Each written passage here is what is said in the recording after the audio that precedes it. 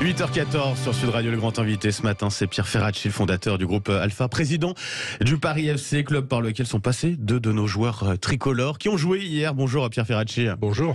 Et bienvenue sur Sud Radio. Alors on va revenir avec vous sur cette finale de légende hier, mais aussi sur les clés de la formation du foot français, les polémiques qui ont émaillé également cette Coupe du Monde au Qatar. Mais d'abord donc, retour sur cette finale, scénario incroyable. Qu'est-ce que vous retenez avant tout de ce match, de cette finale de Coupe du Monde ?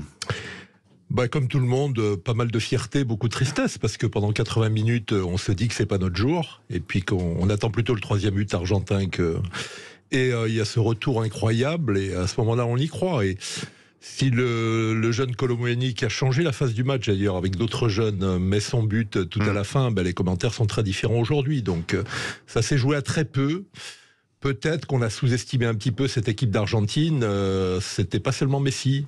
C'était 10 soldats au service de l'Argentine et de Messi, et on a vu qu'il y avait de très bons footballeurs, un peu durs parfois, qui auraient pu être sanctionnés plus rapidement, mais bon, qui nous ont éteints pendant les trois quarts du match, quoi. C'est ça qui est incroyable, ce début de match, 70 minutes, pas un seul tir de la part des Bleus, ils étaient méconnaissables. Alors ça arrive, est-ce qu'il y avait un petit problème de santé, comme on l'a vu ces derniers jours, avec un virus ? Est-ce que le début du match loupé fait que tout le monde sort du match, et que les Argentins par ailleurs sont très bons ? Enfin, en tout cas, on n'a pas existé. Et Deschamps a eu le courage, ce qui est jamais facile, de sortir avant la mi-temps deux joueurs importants dont c'est Giroud. Très rare ça. C'est très rare, c'est dur pour les deux joueurs en question. Enfin, il faut dire que Dembélé se faisait avaler sur le couloir sur le côté, par Di Maria, qui était exceptionnel hier. Et puis Giroud, c'est vrai qu'il avait d'autant plus de raisons d'être furieux que dans un autre match, il n'a rien fait pendant longtemps, et puis il a mis un but somptueux contre l'Angleterre. Est-ce que cette finale, elle est véritablement entrée dans la légende ? Forcément avec le scénario, même si ça n'a pas été un match très palpitant pendant les trois quarts de ce match. Ensuite, le scénario est tel que oui, c'est un match de légende, et puis on va le retenir malheureusement comme on a retenu Séville. Puis ça permet de construire les succès futurs. Ah oui, à ce point ? Oui, parce que j'entendais un ancien joueur qui disait qu'on retient plus les défaites de légende comme ça que les succès étriqués. Après Séville, il y a eu 98, il y a eu 2018, donc je suis sûr que cette génération a un bel avenir devant elle. Revenons aussi sur cette séance de tir au but. On a tendance à dire que c'est un peu la loterie à ce moment-là.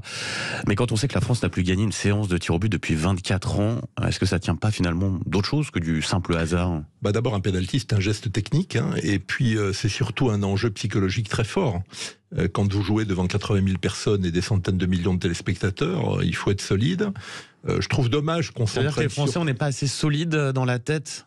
Peut-être qu'il y a un problème d'expérience. Je veux dire, les deux jeunes qui ont loupé le pénalty, parce qu'on met en cause Lloris. C'est un peu difficile pour lui.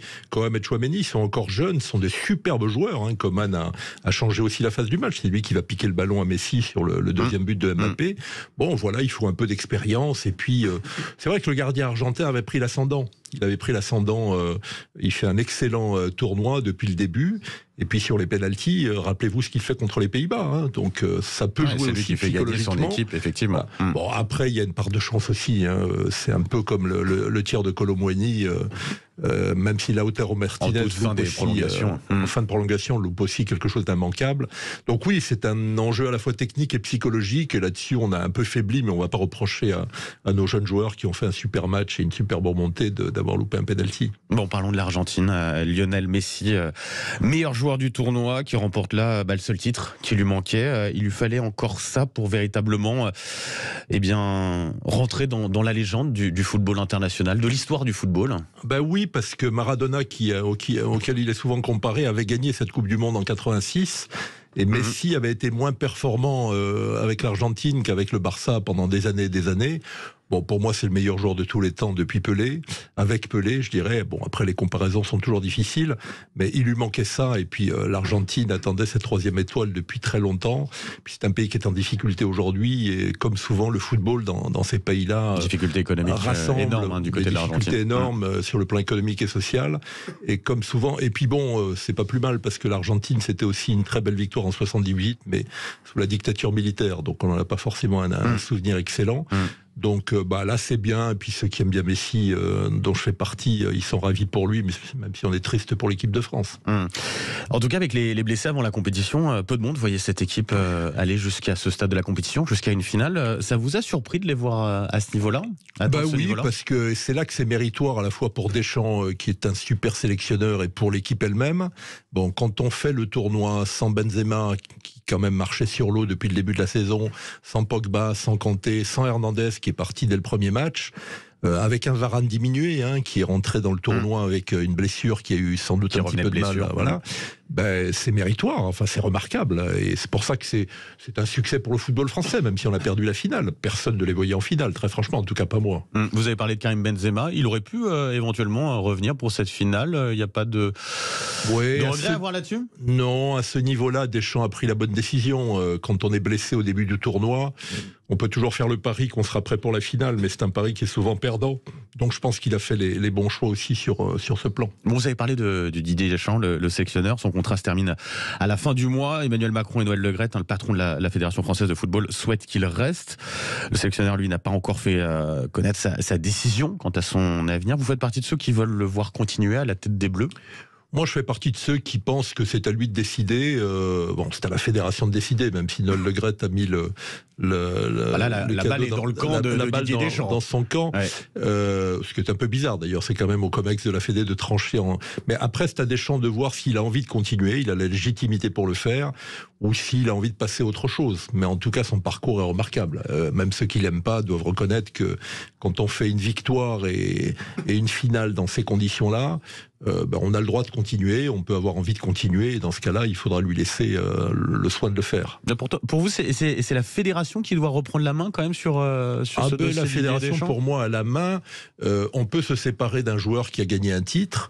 Il se trouve que moi, je me suis séparé d'un entraîneur qui nous avait fait monter en Ligue 2 pour des raisons que j'ai expliquées à l'époque. Et on peut garder quelqu'un qui est éliminé en 8e ou en quart si on estime qu'il a fait son travail et il peut aller jusqu'au bout. Oui, la fédération a la main. Maintenant, Noël Le Graët a mis la balle dans le camp de Didier Deschamps, donc c'est à lui de trancher. C'est un problème d'envie. Peut-être qu'il a envie de surmonter cette déception, peut-être qu'il a envie de passer à autre chose. 3 finales disputées. En tout, il y a eu la finale d'hier soir, il y a eu le titre en 2018, il y a eu la finale à l'Euro 2016. Qu'est-ce qui fonctionne aussi bien dans cette méthode Didier Deschamps, en tout cas jusqu'à présent? Je crois que c'est un vrai fédérateur et qu'il arrive à faire les bons choix, y compris en plein match, comme on l'a vu hier. Il y a un coaching qui est remarquable. Les changements à la 40e minute, à la 41e, et puis après les autres changements, les entrées de Coman notamment et de Kolo Muani, ça change le match et ça nous remet dans le match. Donc c'est un fédérateur, je crois qu'il sait trouver les bons mots, et puis il arrive à fédérer à la fois les anciennes générations et les nouvelles, et de ce point de vue-là, c'est assez remarquable, et il fait confiance aux jeunes, il fait confiance à la formation en France qui est excellente et qui produit des joueurs de haut niveau depuis des années et des années. On va y revenir sur cette question de la formation dans un instant, mais d'abord 10 ans. Voilà, 10 ans à la tête de cette équipe de France, c'est aussi usant, éreintant, on peut le comprendre. Peut-être qu'il y a une usure aussi vis-à-vis des joueurs possible.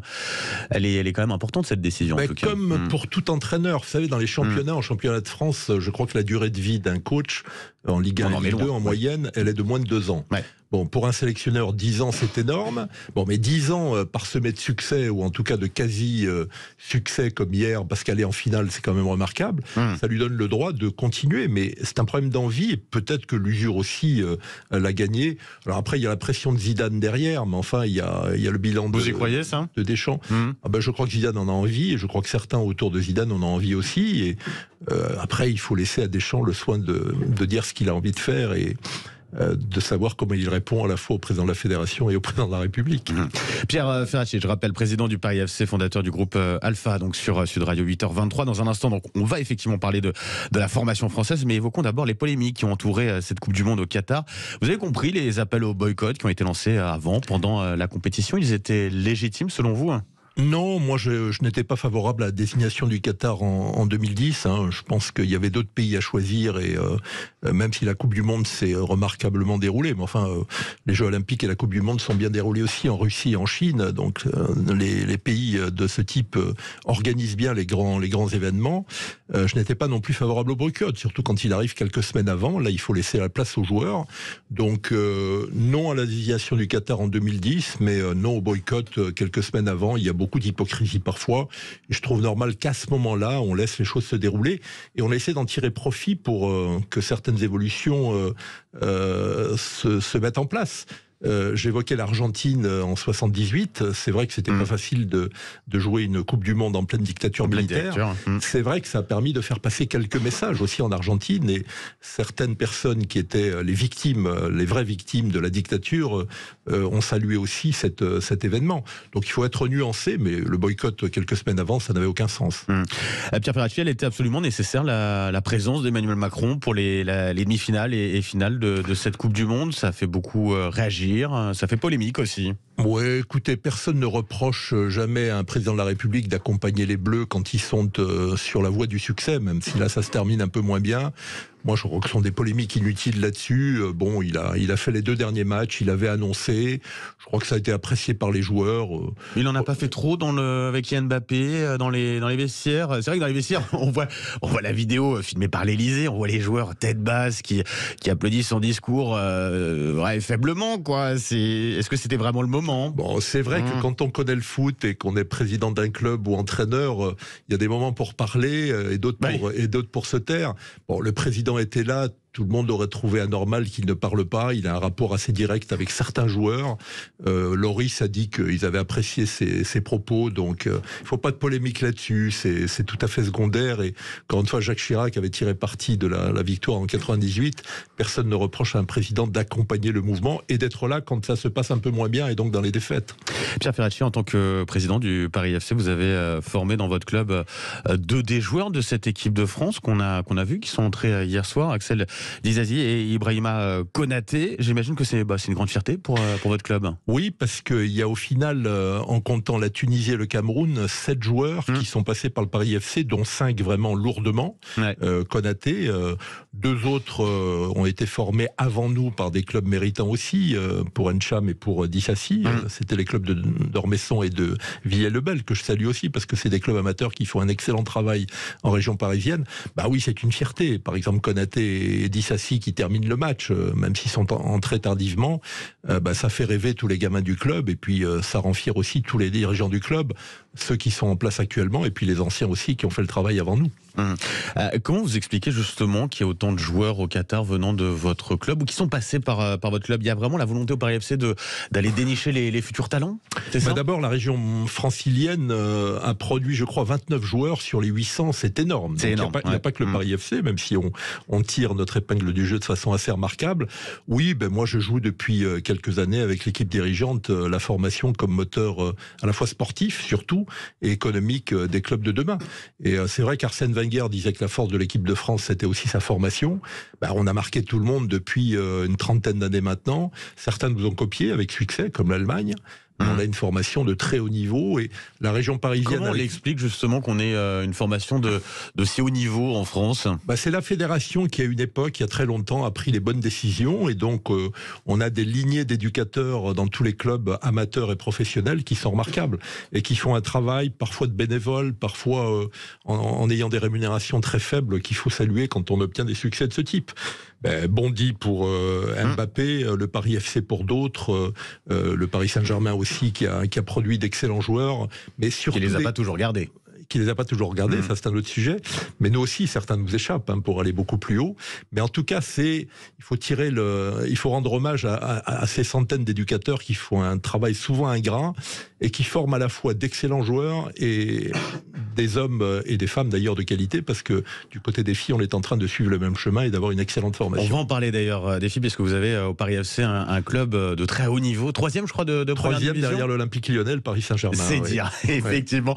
Juste avant, en tant que club formateur, dénicheur de talent, vous sentez que la relève elle est assurée là pour les prochaines années du côté de l'équipe de France? Oui, quand on voit comment le match s'est terminé, comment il a failli basculer, les Coman, le Kolo Muani, tous ces joueurs-là, les Konaté, les Dissassi et compagnie vont prendre la relève, ça me paraît évident. Et puis on avait quelques absents, Nkunku qui a été blessé également. Donc oui, il y a une jeunesse de qualité qui va prendre la relève et je suis persuadé qu'on aura encore de beaux succès en Europe et dans le monde dans les années à venir. Nkunku qui joue en Allemagne et ça amène à cette question. Pierre Ferracci, sur les 25 joueurs de l'équipe de France, finaliste donc hier du mondial, il y en a 20 qui jouent à l'étranger. Est-ce que c'est inquiétant ou pas ? Ça veut dire que le football français, en tout cas sur le plan économique, se porte moins bien que ses voisins. Ouais. Bon, il y a un travail qui est fait en ce moment par la Ligue et par la Fédération pour redresser un peu le tir. Mais disons qu'on n'a pas tout à fait la dimension économique qui reflète la qualité de notre formation et la qualité des joueurs que produit cette formation. Qu'est-ce qui pêche là-dessus ? Disons qu'il y a une stratégie peut-être pendant des années qui est passée à côté de l'essentiel. Et l'essentiel, c'est de fédérer des publics, c'est pas toujours facile, même en Ligue 1, même en Ligue 2, je suis bien placé pour le savoir, et d'avoir un modèle économique qui ne s'appuie pas seulement sur les droits audiovisuels, et sur les transferts, parce que ça fait aussi partie des ressources des clubs. Donc il faut construire patiemment un modèle économique un peu plus puissant et qui ressemble à celui de l'Allemagne, peut-être pas à celui de l'Angleterre qui est très très haut placé, mais au moins à celui de l'Allemagne. On voit le PSG aux mains des Qataris, l'OM propriété d'un Américain, un autre Américain qui sera bientôt à la tête de l'Olympique Lyonnais. Pourquoi ces clubs de foot n'intéressent pas finalement les investisseurs français ? Je suis bien placé pour le savoir, puisque j'ai ouvert le capital du club à des capitaux étrangers, même s'ils sont minoritaires aujourd'hui, et je souhaite qu'ils le restent, et qu'on ait une dimension nationale et régionale qui soit affirmée. Parce que le football a peut-être moins de succès auprès de nos responsables économiques, contrairement à ce qui se passe en Allemagne ou en Angleterre, par exemple, et que du coup, on ouvre la porte à l'étranger. Il ne faudrait pas que dans quelques années, les trois quarts moins d'intérêt ou fiscalement c'est moins intéressant, peut-être ? Non, je crois que c'est un problème de culture plus qu'un problème économique. Pour certains groupes puissants qui en Allemagne sont dans le football, soit comme actionnaires, soit comme sponsors, je ne pense pas que l'enjeu économique soit déterminant. C'est un problème de culture et moi je souhaiterais que les grands groupes industriels et financiers s'intéressent davantage au football.